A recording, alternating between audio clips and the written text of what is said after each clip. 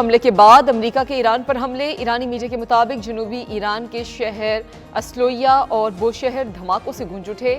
بندر عباس اور سرک میں تین دھماکوں کی اطلاعات۔ ساحلی شہر چابہار میں 2 دھماکوں کی آوازیں سنی گئیں۔ بندر دیر میں 5 اور جاسک میں 10 سے زائد دھماکے رپورٹ ہوئے۔ امریکی سینٹکوم کے مطابق ایران کے خلاف نئے حملوں کا سلسلہ شروع کر دیا گیا۔ کارروائی پاسداران انقلاب کی جانب سے قبرص کے پرچم بردار کنٹینر بردار جہاز پر حملے کے بعد کی۔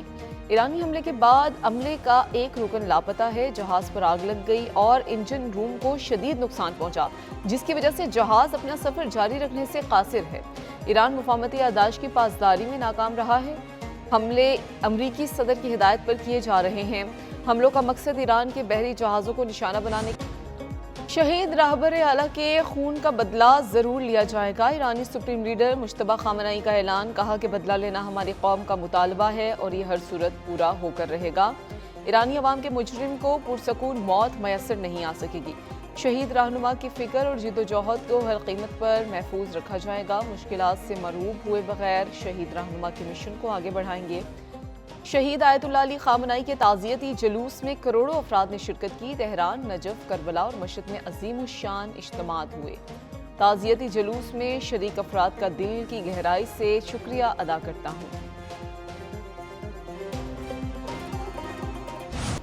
ٹرمپ نے ایران پر بمباری کے بعد دھمکیوں کو ہتھیار بنا لیا۔ امریکی صدر کا ایران پر اپنے قتل کی منصوبہ بندی کا الزام۔ فوج کو حکم دیا کہ مجھے قتل کیا گیا تو ایران کو صفائے ہستی سے مٹا دیا جائے گا۔ تہران کئی برسوں سے مجھے نشانہ بنانے کی کوشش کر رہا ہے۔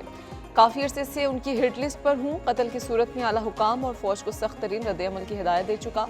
ایران پر ایسی بمباری کی جائے جو تاریخ میں کبھی نہ دیکھی ہو۔ 1000 میزائل ایران کی جانب نشانہ باندھنے کے لیے تیار ہیں۔ ضرورت پڑنے پر امریکی فوج کو ایران کے تمام علاقے مکمل تباہ کرنے کے احکامات دیے جا چکے۔ امریکی فوج 1 سال تک کارروائی کے لیے مکمل تیار ہے۔ مجھے امید ہے کہ اگر میں نہ رہا تو لوگ مجھے یاد کریں گے۔ ٹرمپ کی JD وینس اور مارکو روبیو کو ایران سے مذاکرات جاری رکھنے کی بھی ہدایت۔ دعویٰ کیا ایران نے امریکہ سے مذاکرات جاری رکھنے کی درخواست کی ہے۔ صدر ڈونلڈ ٹرمپ کا طبی معائنہ ٹروتھ سوشل پر تفصیلات شیئر کر دیں۔ کہا میرا طبی معائنہ مکمل طور پر درست رہا، تمام نتائج بہترین آئے۔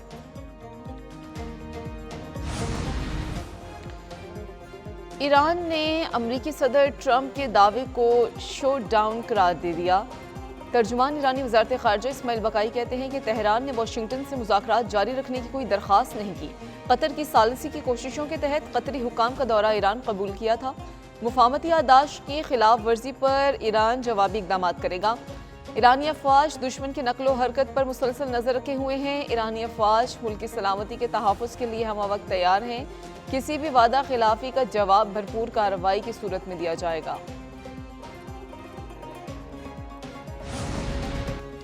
ٹرمپ نے ایران سے معاہدے کے لیے امریکی مذاکرات کاروں کو محدود وقت دیا۔ امریکی خبررساں ایجنسی کے مطابق امریکی حکام نے کہا کہ مذاکرات ناکام ہوئے تو امریکہ کے پاس متعدد آپشنز موجود ہیں۔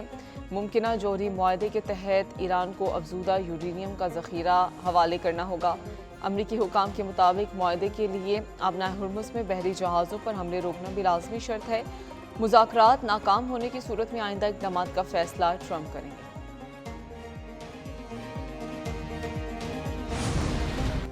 ایرانی وزیر خارجہ عباس عراقچی کی عمانی ہم منصب بدر بن حماد البوسعیدی سے مسقط میں ملاقات۔ امریکہ کے ساتھ جاری کشیدگی، آبنائے ہرمز کی صورتحال اور دیگر امور پر بات چیت۔ عمانی وزیر خارجہ کا کشیدگی کے خاتمے اور مذاکرات کی بحالی پر زور۔ قیام امن کے لیے ایران کو عمان کے بھرپور کردار کی یقین دہانی۔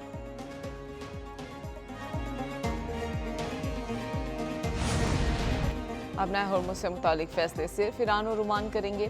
ایرانی سرکاری میڈیا کا دو ٹوک موقف۔ رپورٹ میں لکھا کہ قطر آبنائے ہرمز سے متعلق فیصلوں کا فریق نہیں، صرف ثالث کا کردار ادا کر رہا ہے۔ آبنائے ہرمز ایران اور عمان کی علاقائی حدود میں واقع ہے۔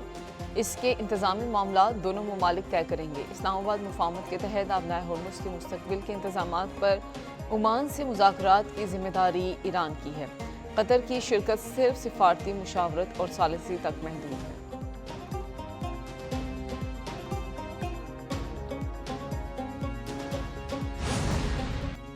امریکہ نے خلاف ورزیاں جاری رکھیں تو ایران اسلام آباد مفاہمت کا پابند نہیں رہے گا۔ اقوام متحدہ میں ایرانی مندوب نے کہا پاکستانی ثالثی سے طے پانے والی اسلام آباد مفاہمت کی پاسداری امریکہ کے عمل سے مشروط ہے۔ امریکہ نے ایران کی خود مختاری اور علاقائی سالمیت پر بڑے پیمانے پر حملے کر کے مفاہمت کی خلاف ورزی کی۔ امریکہ اپنی ذمہ داریاں پوری کرے تو ایران بھی اسلام آباد مفاہمت پر مکمل عمل درآمد جاری رکھے گا۔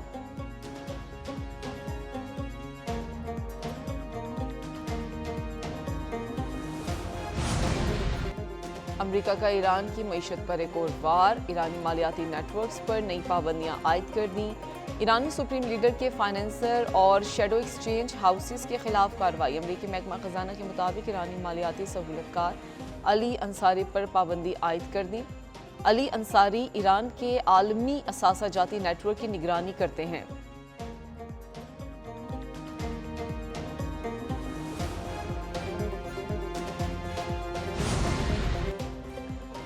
جنگ بندی کے باوجود اسرائیل کے جنوبی لبنان پر حملے، اسرائیلی ڈرون حملوں میں ایک شخص جاں بحق، متعدد افراد زخمی۔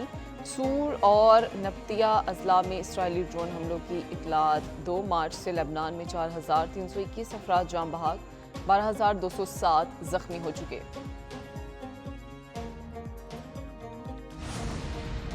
ایران امریکہ کشیدگی، ساکھ نے سفارتی ریڈار آن کر دیا۔ نائب وزیر اعظم کی سعودی وزیر خارجہ شہزادہ فیصل بن فرحان سے ٹیلی فونی گفتگو، خطے کی تازہ صورتحال پر تفصیلی تبادلہ خیال۔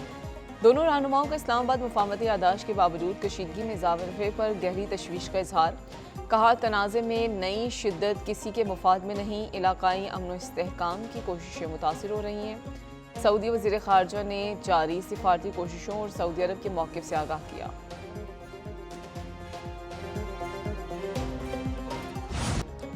بلوچستان میں امن دشمنوں پر زمین تنگ، پاک فوج، ایف سی اور پولیس کا مشترکہ آپریشن شابان جاری۔ کارروائیوں کے دوران مزید 21 خارجی مارے گئے۔ آپریشن شابان میں ہلاک دہشت گردوں کی مجموعی تعداد 64 ہو گئی۔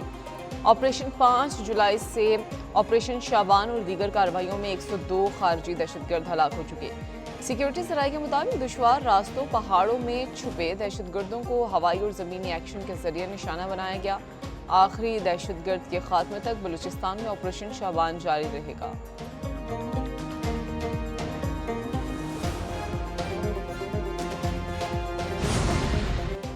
سندھ میں دہشت گردی کے خلاف کارروائیاں تیز کرنے کا فیصلہ، وزیر اعلیٰ مراد علی شاہ کی زیر صدارت سیکیورٹی صورتحال پر اعلیٰ سطحی اجلاس۔ کراچی میں امن و امان، انٹیلیجنس بیس سیکیورٹی اقدامات اور انسداد دہشت گردی تیاریوں کا تفصیلی جائزہ۔ دہشت گردوں، جرائم پیشہ عناصر اور سہولت کاروں کے خلاف ٹارگیٹڈ آپریشن مزید تیز کرنے کی ہدایت۔ ریاستی ریٹ اور عوامی تحفظ کے لیے مربوط اقدامات جاری کرنے کی ہدایت۔ اجلاس میں صوبائی وزارت داخلہ، کور کمانڈر کراچی اور اعلیٰ سول اور عسکری قیادت نے شرکت کی۔